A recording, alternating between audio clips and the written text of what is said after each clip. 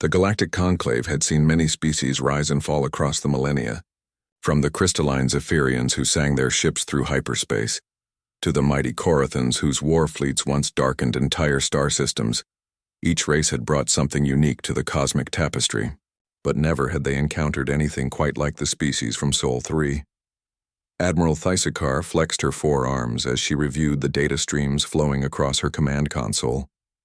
The insectoid Velthari had dominated galactic politics for 3,000 years, their calculating minds and predictive algorithms making them the de facto leaders of the conclave. Yet today those same algorithms were screaming warnings that made no logical sense. Impossible, she clicked in the traditional Velthari tongue, her mandibles chattering with frustration. The humans have been spacefaring for barely 2 centuries.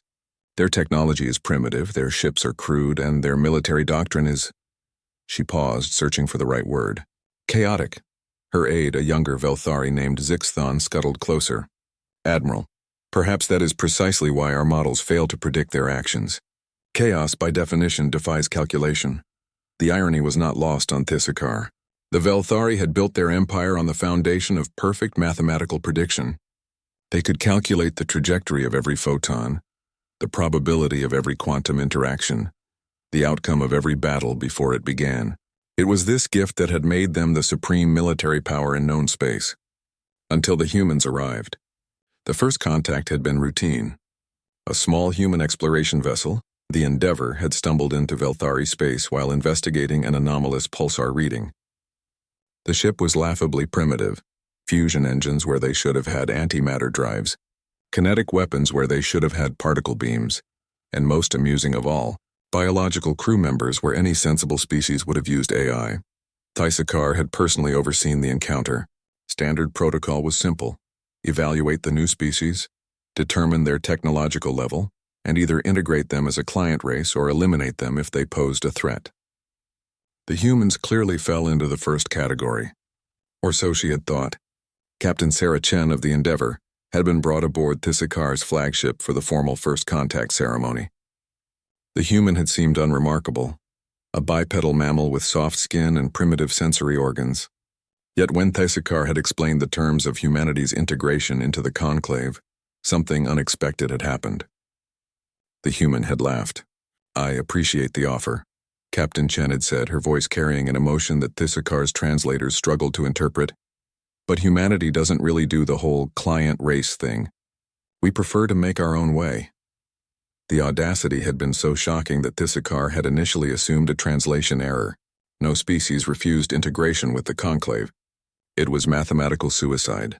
A lone world could never stand against the combined might of 1,000 star systems. "Perhaps you misunderstand," Thysakar had replied patiently. "This is not a negotiation. Your species has 2 choices. Integration or extinction." Captain Chen had smiled then, and Thysakar would remember that smile for the rest of her life.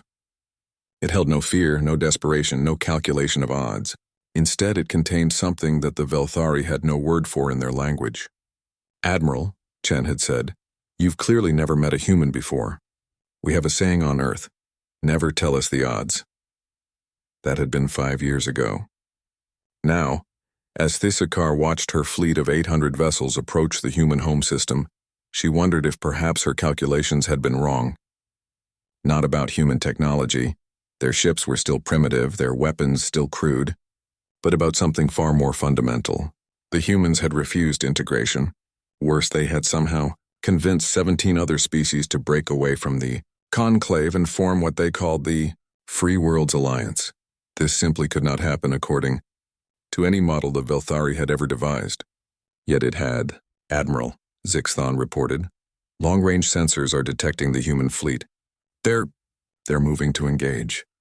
Thysakar's calculations ran automatically. The human force consisted of perhaps 50 vessels, a mix of their own primitive designs and captured conclave technology. Against her 800 ships, each one a masterpiece of Velthari engineering, the outcome was mathematically certain. Probability of human victory, 0.0%. Margin of error, negligible. "All ships," she commanded, "assume battle formation. Target the human flagship first. We end this quickly." The battle lasted 14 hours. When it was over, Thysakar floated in an escape pod among the debris of her once mighty fleet, watching human rescue ships move through the wreckage. Her mandibles clicked involuntarily as she tried to process what had happened. The humans hadn't fought like any species in the Conclave's records. Their tactics made no mathematical sense. They had split their forces when they should have concentrated them, attacked when they should have retreated, and somehow turned every disadvantage into an advantage. Worse, they had refused to follow the established rules of galactic warfare. When Velthari battle doctrine called for orderly formations, the humans had swarmed like angry insects. When logic demanded they preserve their most advanced ships, they had used them as suicide rams. When any sensible commander would have surrendered, they had kept fighting with damaged vessels that should have been derelicts. Most incomprehensible of all, they had saved the crew of every ship they destroyed, friend and foe alike. Even now, human rescue teams were pulling Velthari survivors from the wreckage, providing medical aid and shelter without question. A human vessel approached her pod. Through the viewport she could see Captain Chen's face, older now but wearing that same inexplicable smile. "Admiral," came the transmission. "Permission to come aboard. I think it's time we had another conversation." As Thysakar watched the docking tube extend toward her pod, she realized that her people's greatest error had not been underestimating human technology or military might. It had been assuming that mathematics could account for the most dangerous force in the universe, the human spirit. The cosmos would indeed never forget the outcome of this gamble, not because of the battle itself, but because of what came after. In choosing to bet against humanity, the Conclave had inadvertently created something far more powerful than any fleet or empire.